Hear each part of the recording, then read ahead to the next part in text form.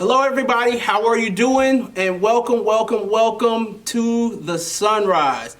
I am Associate Pastor Keith Calhoun, and I am so happy to see you guys here with us on today for our 5-minute Bible study. Again, our 5-minute Bible study is only 5 minutes. It's meant to be 0.03% of your day for you to be able to spend some time with God and get some good word in you. And it's only going to be 5 minutes. And so we are going to go ahead and start the clock. It's right here. 5 minutes is on. God has been waiting on us, so let's get straight to it. Today, we're going to be talking about the book of Jonah. Jonah. He is a prophet of God. He's one of the minor prophets. Did you know that the difference between a minor prophet and a major prophet is just how big the book is? We'll get to that a little bit later. Jonah is only 4 chapters long. And so we're going to do a part 1 and part 2. The first part on part 1 that we're going to get into is going to be chapters 1 and chapters 2. And a lot of Jonah, we talked about Jonah and the whale. The whale is such a minor part about Jonah's story. What I want to talk about with Jonah is the idea of pettiness. So if there was a title for this particular Bible study, it would be When Pettiness Goes Wrong. So let's hop right into it. In Jonah chapter 1, the Lord comes to Jonah and he tells him to go to the great city of Nineveh and preach against it, because wickedness has come up before me. But Jonah runs right away from the Lord and heads straight to Tarshish. Jonah says, no, sir, not going. He went down to Joppa, and then he found a ship and bound for that port after paying, and he was planning on going to Tarshish. Now, to show you how petty Jonah is, God just told him to go and speak against some people that he does not like. Most of us would have no problem if God sends us on assignment to go talk bad about somebody that we don't really care for. But Jonah says, no, not going to do it. Not only that, Jonah says he's going to Tarshish.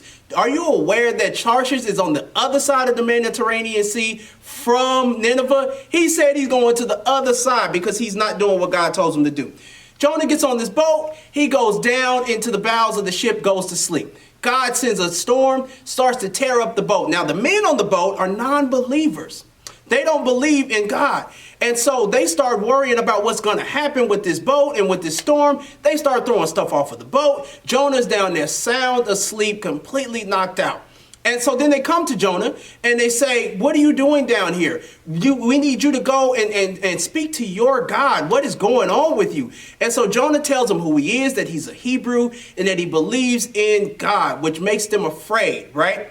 And so they ask, what are we supposed to do at this point? They ask Jonah, what are we going to do about all this? Jonah goes and says something else and does something petty. In chapter 1, verse 9, he answered them. He says, I'm a Hebrew, and I worship the Lord, the God of heaven, who made the sea and the dry land. This terrified them, and they asked, what have you done? Because they knew he was running away from the Lord. The sea was getting rougher and rougher, and so they asked him, what should we do? Jonah says, throw me into the sea. Now, before they get ready to do any of that, the men who are non-believers, they start saying, God, forgive us. They start praying to Jonah's God. They start doing exactly what Jonah should have done. He could have easily asked God to stop the storm. He could have prayed to God. He has a relationship with God. He's a prophet. However, what Jonah does is he does something petty. Rather than doing that because he knows the heart of God, he says, throw me into the sea. And so rather than asking God to stop this storm and saying, turn it around and go to Nineveh, no, he says, throw me into the sea. Again, Jonah being extremely petty. As soon as they throw him into the sea stops storming and everything like that. And then those men actually become believers. They start giving sacrifices to God. They start praying to God. And this is what I love about this first part of the story, is how God takes our mess and somehow made a miracle.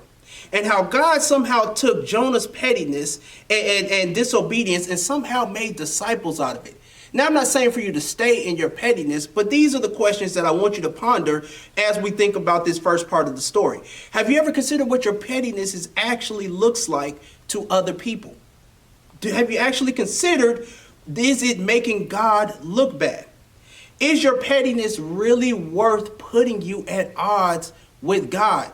The people that you are being petty against, the guys on the ship had to actually do what Jonah was supposed to do, because Jonah was so petty that he moved out of the will of God. He moved out of his profiting. These are the questions I want you guys to think about. We're going to get into the next couple of chapters of Jonah in part number 2 and how pettiness goes wrong.